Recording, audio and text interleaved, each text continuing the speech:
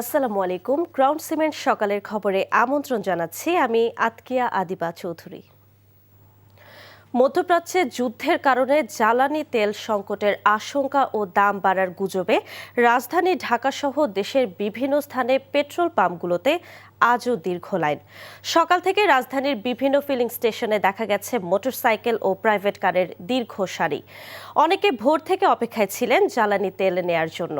আবার রেশনিং পদ্ধতিতে তেল দেয়ায় দীর্ঘ অপেক্ষার পর যা পাচ্ছেন তা চাহিদার তুলনায় অপ্রতুল বলে অভিযোগ গ্রাহকদের। দ্রুত এ সমস্যার সমাধান চান তারা। শুধু রাজধানী নয়, জ্বালানি সংকটের শঙ্কায় খুলনা, রাজশাহী, বরিশাল, সিলেট, চুয়াডাঙ্গা, কুমিল্লা সহ বিভিন্ন জেলায় যানবাহনের দীর্ঘ লাইন। ঘন্টার পর ঘন্টা অপেক্ষা করে নিতে হচ্ছে জ্বালানি তেল। চট্টগ্রাম বন্দরে ইতোমধ্যে 8টি জ্বালানিবাহী জাহাজ পৌঁছেছে বলে জানিয়েছে বন্দর কর্তৃপক্ষ। এই মুহূর্তে রাজধানীর পরিবাগ সংলগ্ন ফিলিং স্টেশনে আছেন সহকর্মী নাহিদ প্রিন্স। সরাসরি যুক্ত হচ্ছি তার সাথে। নাহিদ, পেট্রোল পাম্পগুলোর আজকের চিত্র কেমন দেখছেন এবং গ্রাহকরা কি বলছেন?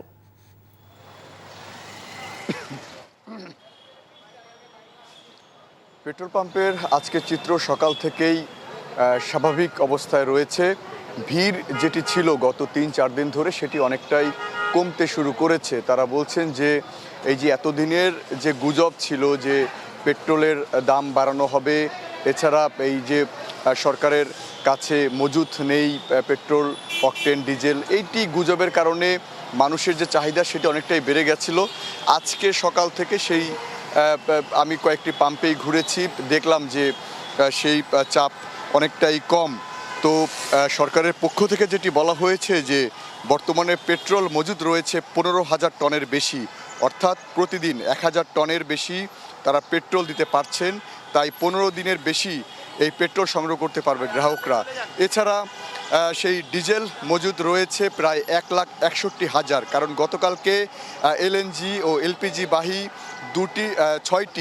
ছয়টি সহ মোট 8টি জাহাজ চট্টগ্রাম বন্দরে ঢোকার কারণে কিন্তু সেই চাহিদা অনেকটাই বেড়ে গেছে। তো সরকারের পক্ষ থেকেও বলা হয়েছিল যে গুজবে কান না দিয়ে তারা যেন, গ্রাহকরা যেন সেই স্বাভাবিক প্রক্রিয়ায় তারা এই তেল সংগ্রহ করে, যেন হুড়াহুড়ি এই যে হানাহানির ঘটনাও কিন্তু ঘটেছে এই পাম্পগুলোকে কেন্দ্র করে। এছাড়া অনেকগুলো পাম্পও এই 2-3 দিনের মধ্যে দেখা গেছে যে বন্ধ করে দেওয়া হয়েছে। গ্রাহকরা অভিযোগ করেছিলেন পাম্প বন্ধের কারণে তেল তারা নিতে পারেননি, তেল সংকট ছিল। তো সব কিছু এই নিয়েই মূলত সরকারের পক্ষ থেকে বলা হয়েছে তারা নিয়মিত তদারকি করবে।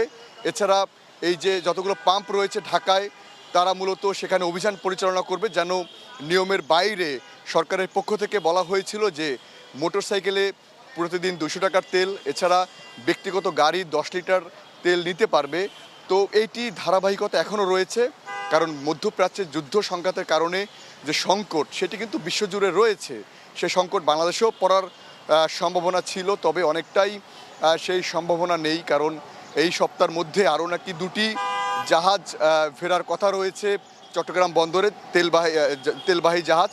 তো সরকারের পক্ষ থেকে নানান উদ্যোগ নেওয়া হয়েছে, তাই সংকট কাটিয়ে স্বস্তির বার্তা তারা দিচ্ছেন। তো এই ছিল আমার কাছে রাজধানীর পরিবাগ থেকে সবশেষ। ফিলিং স্টেশন থেকে জানছিলাম জ্বালানি তেল সংগ্রহে বিড়ম্বনার খবর। চট্টগ্রামের জঙ্গল সলিমপুরে সন্ত্রাসী কর্মকাণ্ড নির্মূলে একযোগে অভিযান শুরু করেছে আইনশৃঙ্খলা বাহিনীর সমন্বিত দল। গোয়েন্দা তথ্যের ভিত্তিতে এলাকাটিকে ঘিরে এই বিশেষ যৌথ অভিযান পরিচালনা করা হচ্ছে।